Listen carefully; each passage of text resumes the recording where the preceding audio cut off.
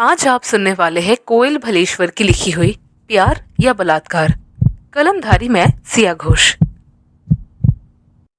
वैष्णवी उसे अनदेखा करके रसोई की तरफ जाने ही लगती है, लेकिन अनिल उसका हाथ पकड़कर खींचते हुए उसे अपने कमरे में ले जाता है।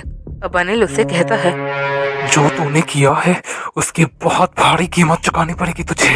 ये कहकर वो वैष्णवी के जबरदस्ती करीब जाने की कोशिश करता है तो वो उसे धक्का देते हुए कहती है, देखिए, आज तक मैंने सब कुछ खामोशी से सहन किया है, लेकिन अब नहीं। मेरी मर्जी के बिना आप मुझे हाथ भी नहीं लगा सकते।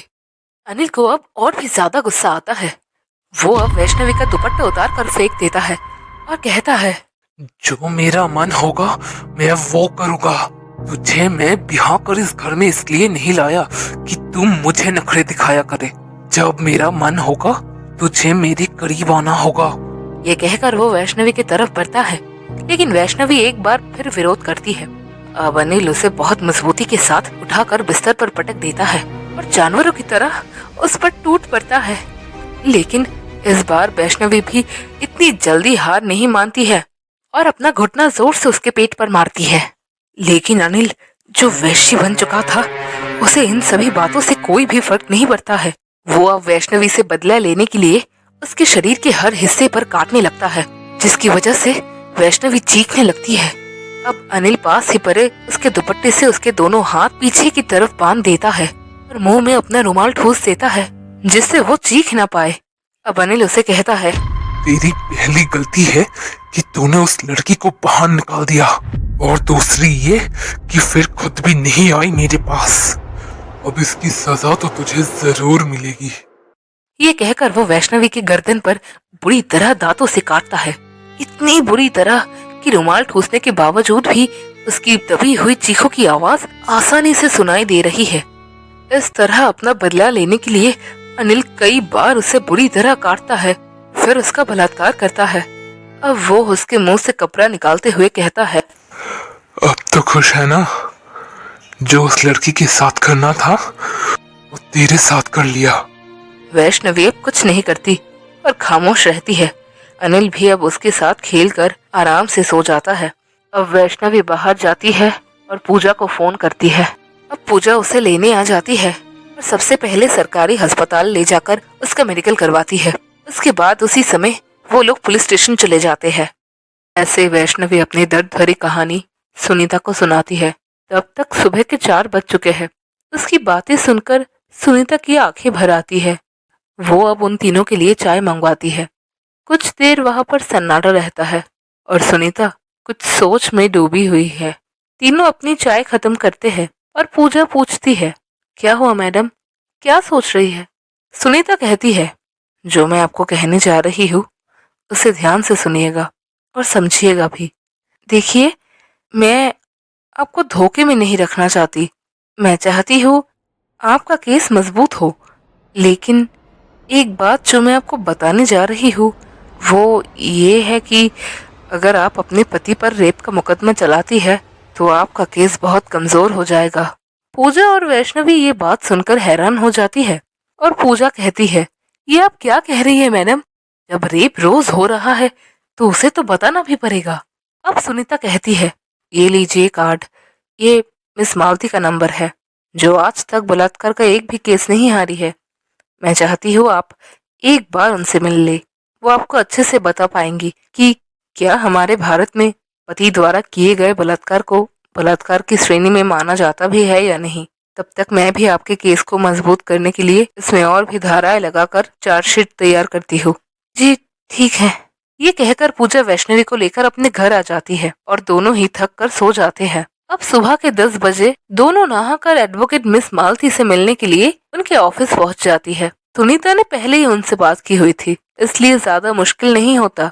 मिस मालती लगभग 25 से 30 वर्ष के बीच की उम्र की ही होगी। गोरा रंग, गहरी काली आंखें और चेहरे पर गंभीर भाव लिए उन दोनों को बैठने के लिए कहती है और अभी तक की वैष्णवी की सारी बातें विस्तार से सुनती है। अब मिस मालती कहती है, देखिए, मैं आपको धोखे में नहीं रखना चाहती। आपको सुनीता ने बिल्कुल सही बात बताई है कि अगर आप अपने पति पर बलात्कार की धाराएं लगवाती है तो केस मजबूत होने की वजह कमजोर हो जाएगा। अब वैष्णवी पूछती है, लेकिन क्यों मैडम? जब मेरे साथ रोज बलात्कार हुआ तो मेरे केस कमजोर कैसे हो सकता है? अब मालती कहती है, पहले आप मेरी बात ध्यान से सुनिए, फिर फैसला लीजिएगा। वो इसलिए क्योंकि वर्तमान में लगभग 100 से अधिक देश में वैवाहिक बलात्कार का अपराध घटित हो चुका है। लेकिन दुर्भाग्य से भारत विश्व के उन 36 देशों में आता है जहां वैवाहिक बलात्कार को आज भी अपराध की श्रेणी में नहीं रखा गया है। हालांकि महिलाओं के अधिकार की रक्षा के लिए कई सारे नियम कानून बनाए गए हैं, परंतु वैवाहिक बलात्कार अपराध की श्रेणी में ना होना महिला की गरिमा और उनके मानवाधिकार का अवमूल्यन करता है। इसलिए अगर आप इसे बलात्कार का केस बनाना चाहती है तो ये कमजोर हो जाएगा। अब वैष्णवी को बहुत गुस्सा आता है और वो मालती से कहती है, इसका मतलब ये कि हमारे देश का कानून खुद पुरुषों को ये अधिकार देता है कि वो जब चाहे अपनी पत्नी का बलात्कार कर सके, क्योंकि उन्हें शादी के नाम का सर्टिफिकेट मिल चुका है। मिस मालती कहती है, जी आप इसे ऐसा ही समझ लीजिए। जब तक हमारे देश में वैवाहिक बलात्कार एक अपराध की श्रेणी में नहीं आ जाता तब तक पुरुष अपनी मनमानी करते रहेंगे। अब वैष्णवी कहती है, चाहे ये समाज और हमारा देश का कानून उनके साथ हो, लेकिन अब मैंने फैसला कर लिया है कि अनिल को सजा दिलवा कर रहूंगी। मिस मालती अब वैष्णवी से कहती है, देखिए ये जरूरी नहीं कि अगर हमारे देश में वैवाहिक बलात्कार अपराध घोषित ना हुआ हो तो और कोई रास्ता नहीं बचता हमारे पास। इसमें हम और भी बहुत सारे धाराएं लगवा सकते हैं। हम आपके पति पर डोमेस्टिक वायलेंस यानी कि घरेलू हिंसा के कानून के अंतर्गत केस चलाएंगे। घरेलू हिंसा से पीड़ित कोई भी महिला अदालत में जज के समक्ष स्वयं एवं वकील द्वारा कोर्ट में शिकायत दर्ज करवा सकती है। हम आपके पति पर शारीरिक हिंसा और मानसिक हिंसा का मुकदमा चला सकते हैं और साथ ही तलाक के लिए अर्जी भी डाल देंगे। ये केस महिलाओं के लिए सबसे मजबूत सहारा है जो संविधान ने उन्हें दिया है। मिस मालती की बात अब वैष्णवी और पूजा को समझ आ जाती है कि अगर हमारे देश में वैवाहिक बलात्कार के खिलाफ कोई भी प्रावधान नहीं भी है तो भी डरने की कोई बात नहीं है, क्योंकि महिलाएं अभी घरेलू हिंसा का मुकदमा चला सकती है। अब सुनीता ने और मालती ने मिलकर एक मजबूत केस तैयार किया और अब अनिल को गिरफ्तार कर लिया गया। वैष्णवी के शरीर का हर घाव अनिल की जबरदस्ती का गवाही दे रहा था। साथ ही पूजा एक डॉक्टर भी थी, इसलिए उसने उस अस्पताल से सभी रिपोर्ट ले लिया जिस अस्पताल में वैष्णवी का अबॉर्शन हुआ था। अब अनिल के खिलाफ और भी मजबूत केस बन गया जिसपे उस पर भ्रूण हत्या की भी आरोप लगे। समय के साथ केस चलने लगा। साथ ही पूजा ने वैष्णवी को अपने घर पर ही आश्रय दिया। पूजा के माँ बाप वैष्णवी को अपनी ही बेटी की तरह मानने लगे। वैष्णवी ने पूजा के हॉस्पिटल में ही रिसेप्शनिस्ट की नौकरी कर ली और साथ ही पढ़ाई भी चालू रखी। अब कुछ समय पश्चात केस का नतीजा वैष्णवी के पक्ष में आया और अनिल को भ्रूण हत्या और घरेलू हिंसा के इल्जाम में 2 साल की सजा सुनाई गई। साथ ही में जुर्माना भी लगाया गया। दोनों का तलाक भी हो गया, जिससे वैष्णवी खुद को अब आजाद महसूस करने लगी। वो अब एक नरक की जिंदगी से बाहर निकलकर खुली हवा में सांस लेने लगी थी। धीरे धीरे वक्त भी बीतने लगा और अब पढ़ाई पूरी करके एक मल्टीनेशनल कंपनी में वैष्णवी को मैनेजर की नौकरी मिल गई। अब समय भी अपनी रफ्तार पकड़ने लगा और अब वैष्णवी पूरी तरीके से अपने पैरों पर खड़ी हो गई। पूजा और उसके घर वालों ने भी इसमें अहम भूमिका निभाई, उसकी हर तरह से सहायता की। आज पूजा का घर फूलों से सजा हुआ है। चारों तरफ रौनक ही रौनक है, क्योंकि आज पूजा और उसकी सबसे खास सहेली वैष्णवी दोनों का ही विवाह हो रहा है, वो भी अपने मनपसंद जीवन साथी के साथ।